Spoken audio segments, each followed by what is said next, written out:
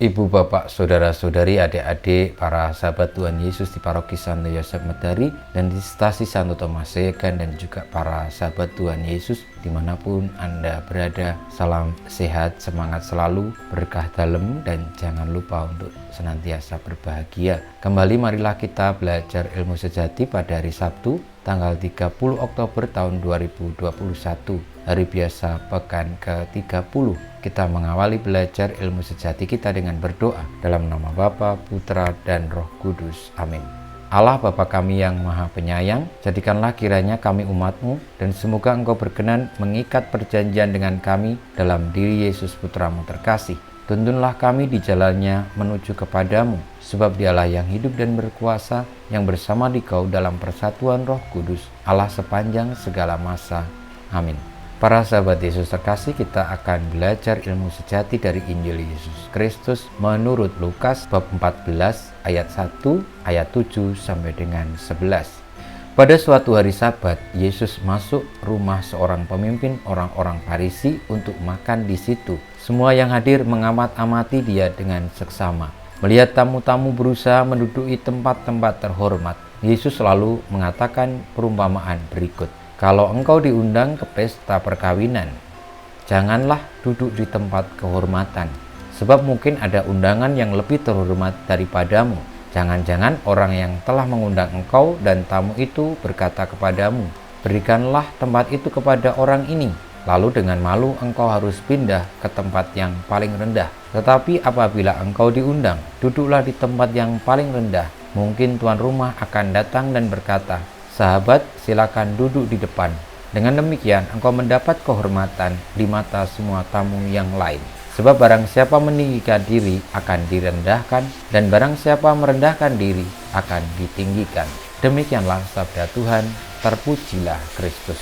Para sahabat Yesus terkasih, ajaran Tuhan Yesus tentang merendahkan diri sebenarnya juga pantas dan relevan, wajar, tepat untuk juga kita miliki dalam hidup sehari-hari. Sebenarnya tidak Tuhan Yesus saja yang mengajarkan hal ini, tetapi dalam kearifan lokal di tempat kita masing-masing, kerendahan hati menjadi keutamaan dalam menjalani hidup bersama dengan orang lain. Karena kerendahan hati itu terdapat penghormatan terhadap orang lain.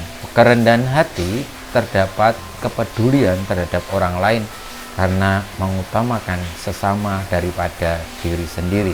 Marilah kita di dalam hidup ini senantiasa rendah hati, tidak merasa paling penting sendiri, tidak merasa tanpa kita dunia tidak baik-baik saja.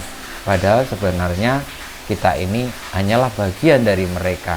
Semoga kita tidak meninggikan diri, tetapi tetap menjaga kerendahan hati, dan jika akhirnya kita beroleh berkat, beroleh kehormatan karena kerendahan hati itu, janganlah pula kita merasa tinggi hati.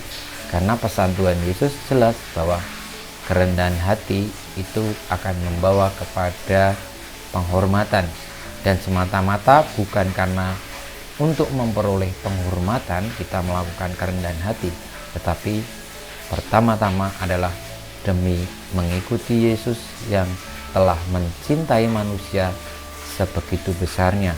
Dengan kerendahan hati kita menghormati sesama, kita memuliakan sesama, kita mengutamakan mereka lebih dari diri kita sendiri. Dan itulah bukti kita hidup di dalam cinta Tuhan. Kemuliaan kepada Bapa dan Putra dan Roh Kudus, seperti pada permulaan, sekarang, selalu, dan sepanjang segala abad. Amin. Ya Yesus, jadikanlah hati kami seperti hati-Mu. Tuhan bersamamu dan bersama Roh-Mu, kita semua hidup kita, perjuangan kita untuk memiliki kerendahan hati di dalam menjalani hidup ini, karena cinta kepada sesama dan kepada Tuhan senantiasa dibimbing, dilindungi, diberkati oleh Allah yang Maha Kuasa, Bapa dan Putra dan Roh Kudus. Amin.